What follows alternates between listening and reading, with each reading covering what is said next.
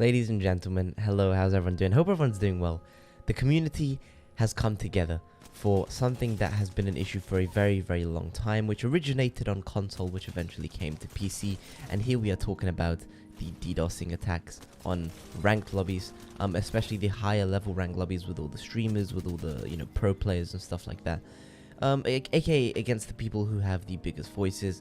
Now, currently, Apex Legends is in a state where it is getting DDoSed all the time, especially on PC now. A lot of people are getting DDoSed on PC, and Apex really don't know what to do about it. On Twitter yesterday, people were getting very upset.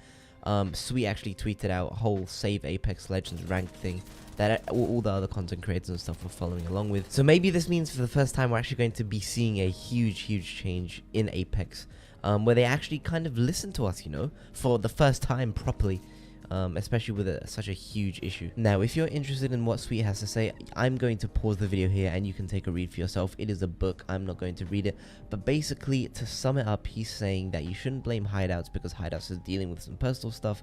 He actually stays up a super crazy amount of time to actually help streamers on stream, eliminate hackers and stuff like that, and he does a lot for the community and people should not be flaming him. He also says here that it started off, the whole hacking thing started off because cheaters were hacking on Singapore, Taiwan and Japanese servers because there was no like monitoring in those servers, so it was easy for them to just get points, and then eventually they ended up coming to NA because the Apex really isn't doing anything about it. And he's just talking about how pathetic it is that the fact that Respawn hasn't done anything, and that he just wants Respawn to do something about it because it just makes ranked completely unplayable. Especially for everyone who plays it every single day. Now, like I said, if you want to pause it and read that, feel free. By the way, I hope you guys don't mind me making these videos. They're kind of interesting. I kind of like having some days where I genuinely just sit and talk to you guys about what's happening in the community. It's kind of interesting. By the way, I feel like bloody Keemstar.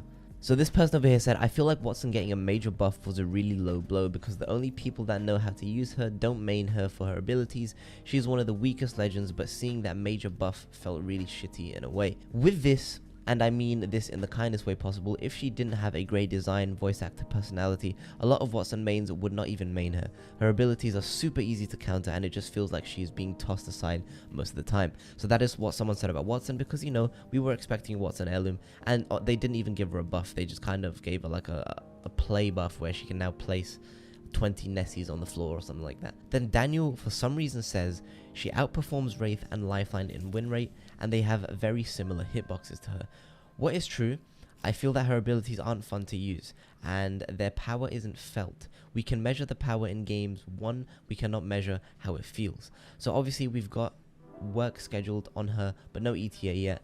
That work won't be a buff though. It's likely going to include a nerf to what? Okay, I just had to read that I just read that for the first time. Genuinely, that doesn't.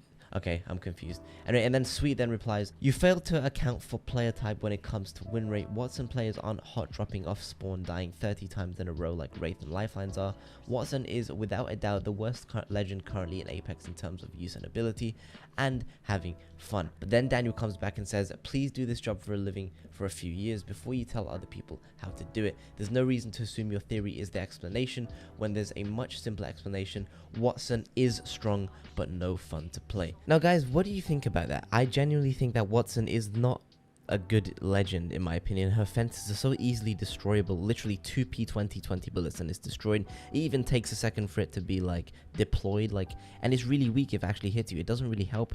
It's so easy to counter basically. But yeah guys, I wish Respawn good luck in fixing these issues. I really hope they do, and I hope ranked is something to look forward to in the future, and I hope change is coming.